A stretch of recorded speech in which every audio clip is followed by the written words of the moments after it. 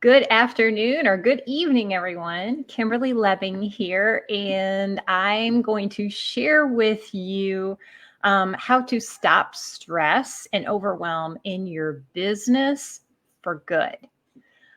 So, do you struggle or with feeling stressed, overwhelm in your business or in your personal life? Either one. So whenever you're stressed in your business or your personal life, one directly affects the other. And by the way, my name is Kimberly Lebbing, and I am a success coach that works with business owners, entrepreneurs, and professionals who are stuck or struggling in their business. And I have a unique process that helps them fix the problem in under 4 hours. So, people that are stuck in their business or their personal life, specifically to overwhelm, um, whenever things aren't going good at home, then generally they're also not going well in your business, right? If you're stressed either way, there's no way to have one not affect the other. It's all connected. We like to think that we can put, our lives into these categories or into these boxes, and we just can't. Whenever things are not good in relationships and at home, that affects your business and vice versa. They're totally connected. So, and it ends up being this really strange, and this is something that a common theme I've been seeing with my clients. It becomes this cycle of guilt. So there's this element of doing things and saying yes to things that don't really align with your goals. And what that does is it takes away time from your family. It takes away time from your business. And then there's guilt associated with it. So it's almost like subconsciously you shouldn't, but you still do, and you don't know how to stop it. You've just created this thing, this cycle, and then it works in both categories. So there's like guilt if you're not working on your business with it, and there's guilt for that when you are enjoying yourself or doing something for fun. And then there's guilt whenever you are working your business with the relationships or maybe the things that you wanted to do that you're not able to. So it really is a vicious cycle, and it doesn't have to be this way. One of the clients that I worked with very, very recently, so she came to me because she was struggling with some relationship things and stuff that had been going on for a really, really, really long time. She is a business owner, so there was that aspect, but she wanted to focus on the relationship piece first. And it's so incredible how whenever you clean things up at the subconscious level, how it affects everything else. So after we did our 4-hour session, she really had some profound results immediately. She was able to say no to things much more easily. There was this element of people pleasing that she was doing and that she's been doing for a very, very, very long time. And then there's no guilt. There's no guilt. And the really cool part of this whole process is how many areas of your life are connected. So we worked on relationships.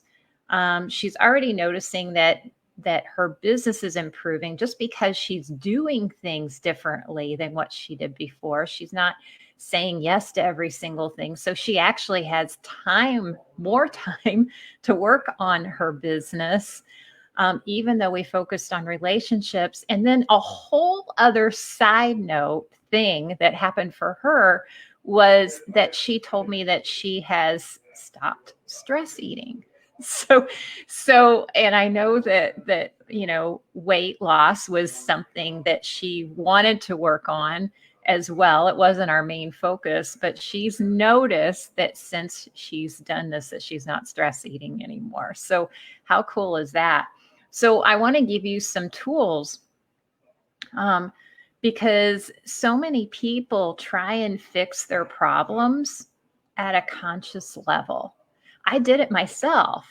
You know, you read books, you listen to podcasts, you go to the seminars, you do all the things that you should be doing as a business owner or entrepreneur. You should be doing all these things. But what happens if you're not really getting to the real reason why you do whatever it is that you're doing, that you can't stop? If you're not getting to that core reason, it's going to keep popping up. You may be able to reduce it and improve, but it's still going to be popping up, and it's going to be running in some capacity somewhere else. Because whenever we have these programs running at a subconscious level, it shows up in all areas of our lives at some level. It's the reason why we do the things we do. It's the reason why we make the decisions that we make, why we say yes or no to something, why we respond to different things. So there's so many things that come out of that. And so I'm going to give you some key tips. The very first one is to identify what the problem really, really, really is. Sometimes it's not what you think it is. A lot of times, people come to me with, well, I want to reach higher levels in my business, or I want to stop procrastinating. Well, those are very surface level problems. And one of the things that I do with people is we really drill down to what is the core problem.